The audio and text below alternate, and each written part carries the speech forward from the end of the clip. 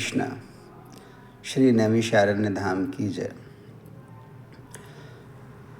जैसा कि नाम है नैमिष अरण्य, इसका नाम पड़ा एक बार 88,000 ऋषिगण जो थे वो जन कल्याण के लिए एक महायज्ञ करने के लिए नारायण भगवान के पास पहुँचे और उन्होंने कहा कि एक सुंदर सी ऐसी भूमि बताइए जहाँ पर सादगी से और बिना किसी व्यवधान के फल पूर्वक हमारा यज्ञ अनुष्ठान संपूर्ण हो सके। तो विष्णु भगवान ने अपना सुदर्शन चक्र छोड़कर ऋषिगण और देवताओं से कहा कि इसके पीछे पीछे आप जाइए, जहाँ पर इसकी नेमी गिर जाए उसको आप केंद्र बनाकर वहाँ पर अपना अनुष्ठान करिएगा। तो भगवान विष्णु के चक्र की नेमी गिरने की वजह से इस जगह को नैमिष अरण्य कहते हैं, यानी ऐसा जंगल जहाँ पर भगवान के विष्णु की चक्र की नेमी गिरी, धुरी गिरी। पूर्व में इसका नाम नैमिसार भी था, यानी कि ये जो जंगल था इसमें सबसे ज़्यादा यहाँ पर नीम के पेड़ थे, इसलिए इसका नाम नैमिसार भी था। यही वो स्थान है जो हमारे प्रथम जनक, जो पहले हमारे सृष्टि के युगल जोड़ी है मनु और शत्रुपा, जिन्होंने यहाँ पर तप करके, है ना, भगवान को अपने बेटे के रूप में, यानी दशरथ और कौशल्या के रूप में वो आगे आए और राम उनके बेटा बने।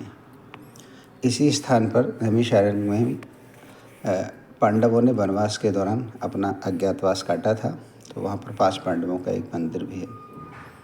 यही वो स्थान है जहाँ पर सूत जी ने 88,000 ऋषियों को 1 वर्ष तक निरंतर समस्त पुराण, यानी 18 पुराण, रामायण और पहली बार सत्यनारायण की कथा यहीं पर सुनाई थी।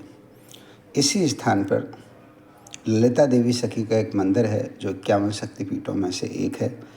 जब सती मैया क्रोधित होकर उन्होंने दाहकुंड में अपने शरीर को डाल लिया, तो भगवान ने जब उनको लेकर घूमे थे, तो जब उनके 51 टुकड़े हुए तो उनमें से जो हृदय स्थल है वो इसी स्थान पर गिरा था जहाँ पर ललिता देवी हैं।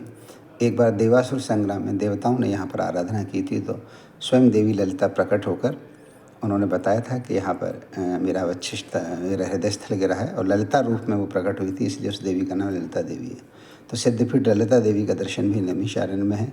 चक्र तीर्थ है वह स्थान जहाँ पर नमी गिरी थी, वहाँ पर जल निकला था, वहाँ पर स्नान करते हैं लोग। व्यास गद्दी है, यानी व्यास जी ने व्यास गुफा बद्रीनाथ से अपने पुराणों को और अपनी लेखनी को एकत्रीभूत करके गणेश भगवान से वहाँ महाभारत लिखवाने के बाद बाकी सारे शास्त्रों का लेखन नैमिषारण्य में व्यास गद्दी पर किया है। और यहीं पर उन्होंने 4 अपने प्रमुख शिष्य बनाए, जिनमें 4 वेदों को दिया, अंगिरा ऋषि इत्यादि, और समस्त पुराणों का